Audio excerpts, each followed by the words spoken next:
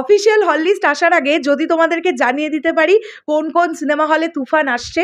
বাংলাদেশে যে যেখানে যে প্রান্ত থেকে যে ডিভিশন থেকে আমার এই ভিডিও এখন দেখছো, সাকিবিয়ান ভাইরা বোনেরা, একটা অনুরোধ তোমাদের কাছে আছে, এই ভিডিওটাকে কিন্তু বেশি বেশি করে শেয়ার করতে হবে। কেননা তুফান এমন একটা সিনেমা, মেগাস্টার শাকিব খানের ক্যারিয়ারের এমন একটা সিনেমা, যে সিনেমাটার জন্যে দুই বাংলা চাতক পাখির মতন অপেক্ষা করছে কবে তুফান দেখা যাবে বড় পর্দায়। এইরকম একটা সময় একদম ইনসাইডার আপডেট এবং খুব অথেন্টিকলি তোমাদের কাছে একটা ভিডিও নিয়ে চলে এসেছি, যেখানে তোমাদেরকে আমি এক্ষুনি বলে দেব।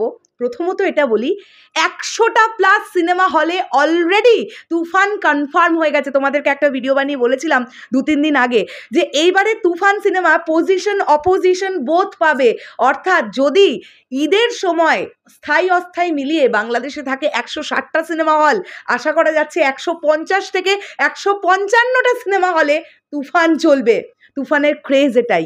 যাই হোক, আর বেশি বকবক করবো না, তোমাদেরকে হল লিস্টটা দেবো। আমি প্রত্যেক কটা সিঙ্গেল স্ক্রিনের নাম কিন্তু এখানে বলছি, এবং তার সঙ্গে সঙ্গে তোমাদেরকে সিঙ্গেল স্ক্রিন নিয়ে আরও একটা ধামাকেদার আপডেট দেবো, সেটা পরবর্তী ভিডিওতে। এখন এই লিস্টটা তোমরা দেখো, আমি এক এক করে আসছি।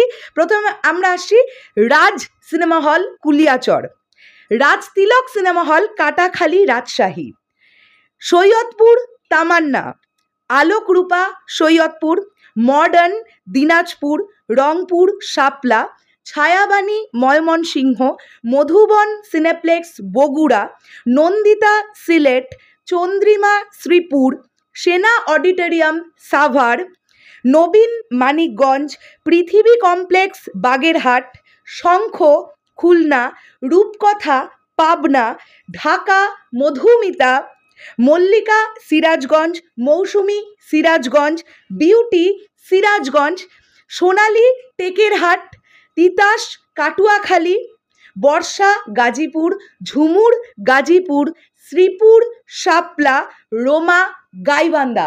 এখনই তোমাদেরকে 25টা সিঙ্গেল স্ক্রিনের নাম বলে দিলাম যেখানে তুফান আসছেই, এবং তোমাদেরকে এত বড় কথাও বলে দিলাম যে হল মালিকেরা জাস্ট প্রচণ্ড এক্সাইটমেন্টের মধ্যে আছে।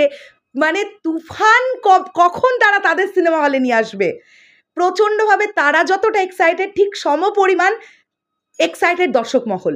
তাই এই দুটো এক্সাইটমেন্ট যখন এক জায়গায় মিলে যায়, আমরা দেখতে পাই ব্লকবাস্টার লোডিং। সো তুফান আবার একটা ব্লকবাস্টার, প্রিয়তমা ব্লকবাস্টার, রাজকুমার ব্লকবাস্টারের পরে সাকিব ভাইয়ার তুফান আসছে, এটাও ব্লকবাস্টার দেবে। এবং রায়হান রফি ভাইয়া নিজে বলেছেন, তিনি আশ্বাস রাখছেন যে প্রযোজকের যে টাকা লেগেছে ছবিটা নির্মাণ করতে, সেই টাকা তিনি রিটার্ন করিয়েই দেবেন। এই আশ্বাস তিনি একজন মেকার হিসেবে তিনি তার প্রতি রেখেছেন। আমরা জানি তিনি যখন আশ্বাস রেখেছেন সেটা হবে। শেষ করলাম ভিডিওটা। তোমাদের কি বক্তব্য পুরো বিষয়টাকে নিয়ে অবশ্যই কমেন্ট করে জানিও। তাহলে ভিডিওটা ভালো লাগলে আবারও বলছি, এক্ষুনি শেয়ার করো।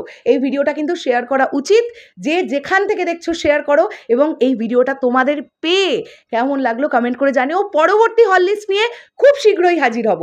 আমায় একটু সময় দিতে হবে, আমাকেও তো আপডেট কালেক্ট করে তোমাদের জন্য আনতে হচ্ছে, তাই একটু সময় তোমাদের থেকে চেয়ে নিলাম। টাটা।